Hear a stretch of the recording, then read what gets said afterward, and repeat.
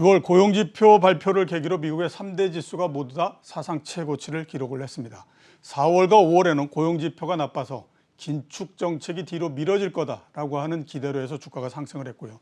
6월 달에는 또 정반대로 고용지표가 좋았기 때문에 주가가 상승을 했습니다. 지표가 어떻게 나오든 상관없이 주가는 결국 오른 거다, 이렇게 이제 볼 수 있는데요. 이런 모습은 상승기 때에 자주 관찰되는 모습입니다. 그만큼 현재 지표보다 미래의 지표가 어떻게 될 것인가 하는 것이 중요하다는 의미가 될 텐데, 자, 그런 면에서 오늘은 미국 경제에 대해서 집중적으로 알아보는 시간을 갖도록 하겠습니다. 김한진 KTB 투자증권 수석 연구위원 나오셨습니다. 안녕하십니까? 안녕하십니까? 주식시장에서 지표를 해석하는 것은 참 알 수 없다라는 생각이 많이 듭니다. 어떤 때는 어떻게 나오든지 상관없이 주가를 끌어올리고요. 어떤 때는 또 어떻게 나오든지 상관없이 주가를 끌어내립니다. 그러니까 뭐 제가 상당히 오랜 시간 동안 경험해 보면 결국 지표가 나오는 것보다 지표를 사람들이 어떻게 해석하느냐가 훨씬 더 중요하지 않나, 이런 생각이 들거든요. 그 덕분에 미국의 3대 지수가 모두 다 사상 최고치를 기록을 했습니다. 미국 주식시장에 대해서는 지금 어떻게 보십니까? 네, 뭐 아주 전곡을 찔러주신 것 같습니다. 네, 사실 재료보다 우선인 건 수급이라고 하는 말도 있고요. 예. 사실 수급보다 우선인 건 사실 심리죠. 지금은 그렇죠. 과잉 유동성이 여전히 시장의 그 투자자들의 마인드를 예. 수급적 우위, 수요 우위로 만드는 그런 과정 같습니다. 예. 차트를 한번 보시면 여전히 지금 미국 시장, 예. 글로벌 증시가 유동성 홍수의 영향권에 있다. 정말 엄청난 유동성이네요. 태풍 영향권이 아니라 홍수 영향권에 있다라는 것이고요. 물론 이제 지금 뭐 미국의 통화량 증가율이 기고 효과가 있기 때문에 예. 이제 올해 3월, 4월부터는 이제 많이 떨어집니다. 증가율이.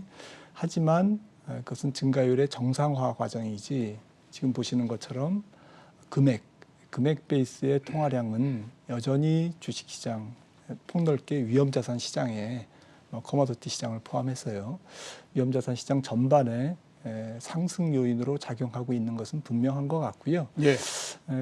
더욱이 지금 모두가 주목하고 있는 미국 시장금리, 미국 제 10년물이 1.5% 아래에서 지금 움직이고 있습니다. 예, 그렇죠. 조금 예상을 좀 빗나가는 그러한 부분인데, 다분히 조금 저는 기술적인 요인이라고 보고요. 예. 가령 뭐 3월 중순부터 바이든 정부의 실업수당 지원, 추가 지원이 이제 주당 $300 이상씩 지금 집행되고 있는데, 이러한 그 자금 지원이 은행 시스템으로 상당 부분 흘러 들어가고 있습니다. 예.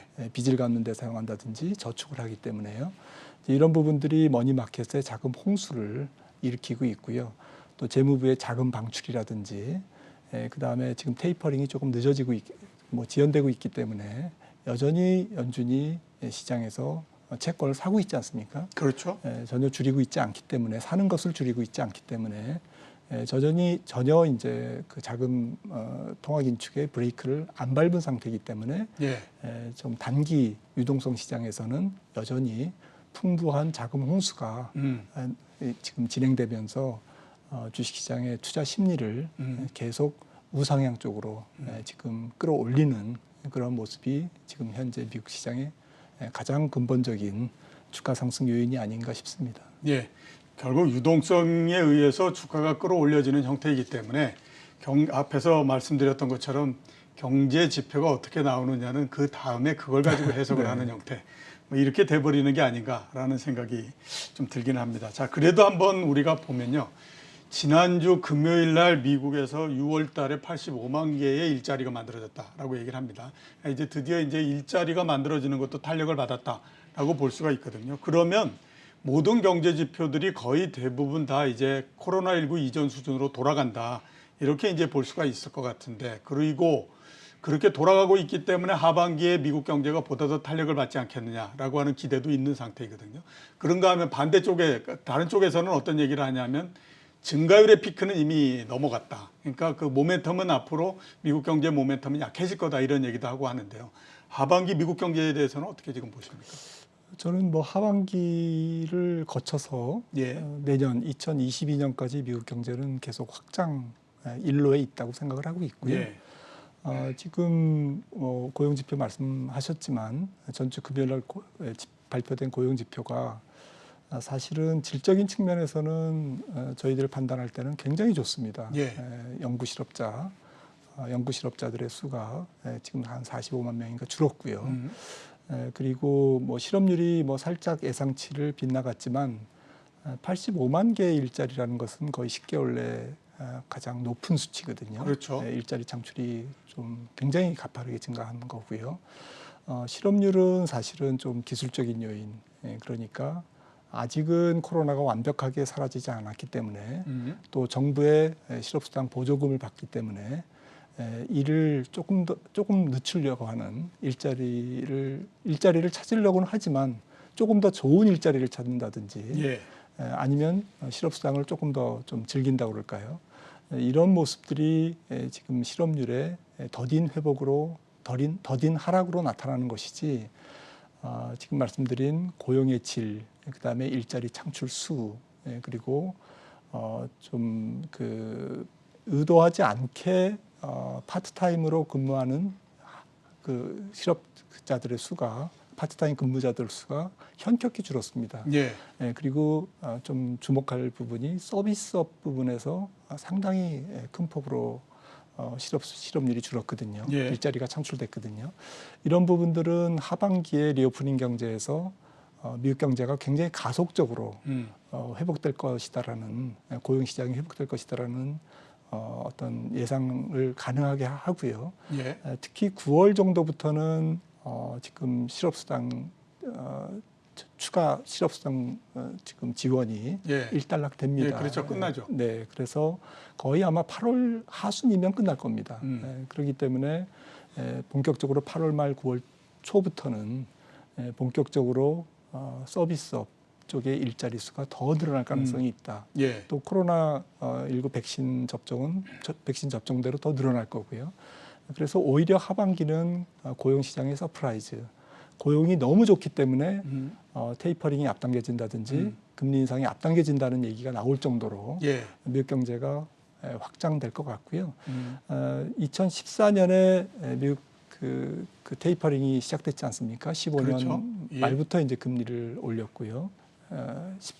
그런데 지금 진행되는 경기 확장은 마치 2014년에서 18년까지의 한 5, 6년간의 경기 확장을 올해 내년에 걸쳐서 압축적으로 진행될 가능성이 저는 높아 보이거든요. 예. 그런 측면에서 경기의 서프라이즈는 오히려 통화 정책에 부담을 줄 정도로 가파르게 확장되지 않을까라는 예상을 해봅니다. 예. 그 모두에 제가 말씀드렸던 것처럼 역시 이제 그 주가를 움직이는 건 뭐 현실적으로 나오는 숫자보다 사람들이 그걸 어떻게 판단할 거냐 하는 거에 따라서 영향을 상당히 많이 받는데, 말씀하셨던 것처럼 그동안에 연준이 계속해서 얘기했던 게 뭐냐면 고용이 정상이 돼야 긴축으로 돌아서든지 뭘 하든지 이렇게 한다라고 얘기를 했거든요. 근데 좀 전에 말씀하셨던 것처럼 이제 드디어 이제 고용 숫자가 계속해서 크게 늘어나고 이런 형태가 되면 이제는 사실상 이렇게 굉장히 낮은 금리와 또 굉장히 많은 유동성의 상태를 놔둔다라고 하는 논리적인 기반이 사라져버린다라고 봐야 되는 거죠. 그렇게 되면 이제 그 나오는 게 뭐냐면 이제 부동산 가격이 이렇게 굉장히 높고 이러니 이 자산 가격이 잘못하면 이게 폭발해버리면 어떻게 할 거냐. 이렇게 해서 금융정책이 변화하는 속도가 훨씬 더 빨라질 가능성이 있지 않겠냐.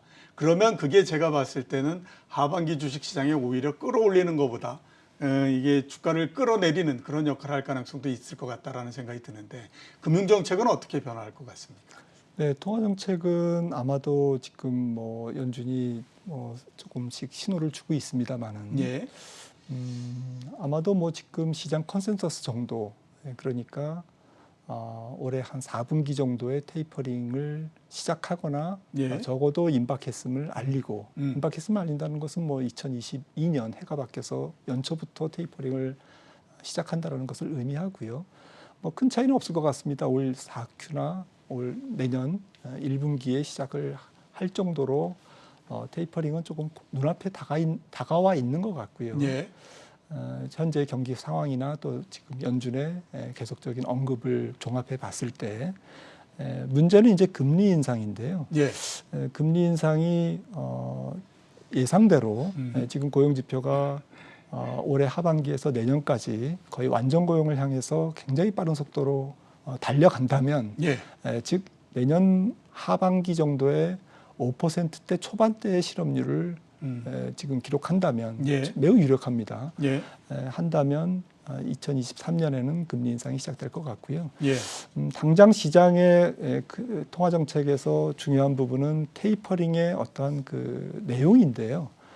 결국 지난 2014년에 1차 테이퍼링 때처럼 유동성을 그대로 두면서 가능하면 두면서 좀 채권 매입을 줄이는 예. 그런 방식일지, 아니면 2차 테이퍼링 때처럼 유동성 자체를 줄여버리는. 줄이는 예. 적극적으로 줄이는 이제 그런 과정일지, 이 부분에 따라서 시장의 반응이 조금 다를 것 같은데요. 예.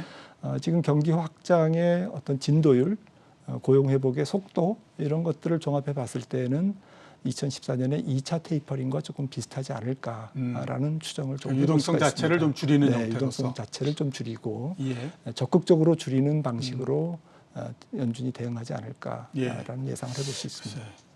저도 상당히 좀 그 여러 지표들을 보고 있는데, 저는 다른 지표보다는 부동산이 저래가지고 되겠나 이런 생각이 상당히 좀 많이 네. 들긴 하더라고요. 1년 동안에 미국의 부동산이 23% 올라간다라고 하면, 과거에 우리가 금리를 조정하고 할 때 요인은 두 가지였지 않습니까? 그 물가가 많이 올라갈 때 조절했고, 그 다음에 또 자산 가격이 많이 올라갈 때 조절하고 했었는데, 야, 지금 보면 이제는 뭔가 좀 생각이 달라져야지, 이런 생각이 좀 들기는 하더라고요. 자, 그 또 7월 달서부터 달러에 대해서 한번 좀 여쭤보도록 하겠는데요. 7월 달서부터 달러 변동성이 확대될 가능성이 있다라고 말씀을 하셨거든요. 그러면 환율이 앞으로 시장에 상당히 변수가 될 수 있을지 궁금할 수밖에 없거든요. 일단 달러 변동성 확대, 어떤 의미에서 우리가 봐야 될까요? 결론부터 말씀드리면 과격한 변동성을 우리가 예상하기는 조금 쉽지 않다라는 거고요. 과격한 변동성은 쉽지 않다. 다만 지금 조금 전에 말씀 나눴듯이 테이퍼링과 금리 인상이 생각보다는 조금 앞당겨질 가능성이 있기 때문에 경기 호전에 따라서, 그렇다면 통상적으로 미국의 통화 긴축의 시계와 함께 달러가 조금 강세 쪽으로 가는 흐름도 앞당겨질 가능성이 있는데, 다만 2014년처럼 혹은 15년처럼 굉장히 그 가파른 달러 강세가 나올 거냐라는 부분인데요. 지금 그림에서처럼 뭐 사실 지난번 테이퍼링 때는, 통화 긴축 때는 달러가 굉장히 가파르게 강세를 보였거든요. 그런데 이번 같은 경우는 경기의 어떤 회복 과정보다, 회복 속도보다 연준의 통화 정책이 가능하면 조금 그 비둘기적으로, 가능하면 유동성을 조금 적게 줄이는 쪽으로 그렇게 진행되고 있기 때문에, 또 앞으로도 그렇게 진행될 겁니다. 그렇다 보면 지난 2014년, 15년만큼 보시는 것처럼 그런 과격한 달러 강세가 나올 가능성은 조금 적어 보인다. 즉 연준이 어쨌든 통화 정책을 살살 다룰 거다라는 전제 하에서는 완만한 혹은 약간의 강보합의 달러 강세를 예상할 수가 있고요. 이런 과정에서 그동안 달러가 조금 주춤하는 사이에 좀 강세를 상대적으로 보였던 한국 원화라든지 뭐 위안화라든지 우량 신흥국 통화죠. 이런 통화들이 조금 달러가 강세 쪽으로 아무래도 방향을 틀다 보면, 초강세는 아닐지라도 아무래도 원달러도 그동안의 강세 기조를 좀 멈추고 조금 보합이라든지 내지는 소폭 약세 쪽으로 기울 가능성. 그러니까 종합해서 말씀드리면 환율 시장은 원달러는 소폭 약세 쪽으로 서서히 전환될 가능성, 글로벌 달러 인덱스는 조금 강세 방향으로 서서히 진행될 가능성, 완만한 강세라고 생각을 합니다. 알겠습니다. 달러 인덱스 자체는 조금씩 강세가 되고, 그에 따라서 원달러 환율은 조금씩 약세가 되고, 이런 형태로서 진행이 될 거다 말씀을 해 주셨고요. 국내 시장으로 한번 넘어가서 말씀 여쭤보도록 하겠습니다. 내일 모레에 삼성전자가 이익을 발표하고요. 그러면 2분기 실적 시즌이 드디어 이제 시작되는 겁니다. 2분기 실적은 대충 어떻게들 보고 있습니까, 지금? 지금 기대가 높죠. 네, 저는 근데 뭐 지금 예상한 대로 2분기 어닝 서프라이즈는 혹은 뭐 지금 애널리스트의 추정치보다는 소폭 상회하는 기업들이 많이 나올 것이라고 보고요. 예. 다만 지금 주가와 어닝의 숨바꼭질 부분에서 예. 주가가 상당 부분 미래의 이익을 올해 발표되는 2분기뿐만 아니라 하반기 어닝까지도 앞당겨서 지금 사용한 측면이 굉장히 크기 때문에 예. 조금 주목해야 될 부분은 전체적으로 이런 경기의 아주 강한 확장기, 조금 좀 전에 저희가 압축적으로 경기가 확장될 것이다라는 말씀을 드렸는데 예. 과거 경기 확장 중후반기보다 더 압축적으로 진행되고 더 경기가 좀 굉장히 좋은 열기를 보인다면 조금 과거의 경기 확장기 때 올라갔던 주식들 업종을 조금 더 참고할 필요가 있지 않나라는 관점에서 예. 실제로 어닝을 물어보셨습니다마는 실제로 경기 확장 후반기에 어떤 업종에 어닝이 증가할 것인가라는 답과 거의 비슷합니다. 예.